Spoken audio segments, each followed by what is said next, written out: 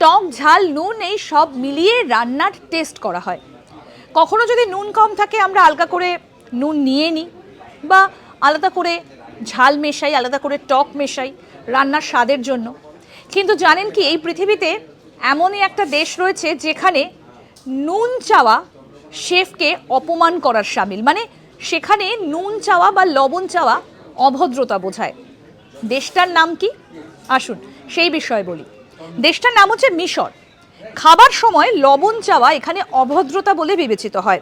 আপনি যদি কখনো মিশরে খাবার খেতে যান, লবণ বা মরিচ অর্থাৎ ঝাল বা নুনের জন্য যদি আপনি জিজ্ঞাসা করেন বা যদি বলেন আপনাকে আরেকটু নুন নিতে হবে বা আরেকটু ঝাল দিতে হবে, তাহলে মনে রাখবেন আপনি কিন্তু সেখানে অভদ্রতা করছেন। কারণ এই দেশে যদি নুন বা লবণ চাওয়া হয় অথবা যদি মরিচ চাওয়া হয়, তাহলে শেফকে অপমান করা বোঝায়। কারণ সেখানে তখন ধরে নেওয়া হয় যে রান্নাটা আপনাকে দেওয়া হয়েছে সেই রান্নাটা ভালো করে করা নয়।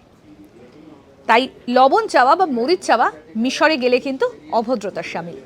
এরকম আরও অনেক অজানা আপডেট পেতে দেখতে থাকুন আজ তাক বাংলার ইউটিউব চ্যানেল। সাবস্ক্রাইব করুন।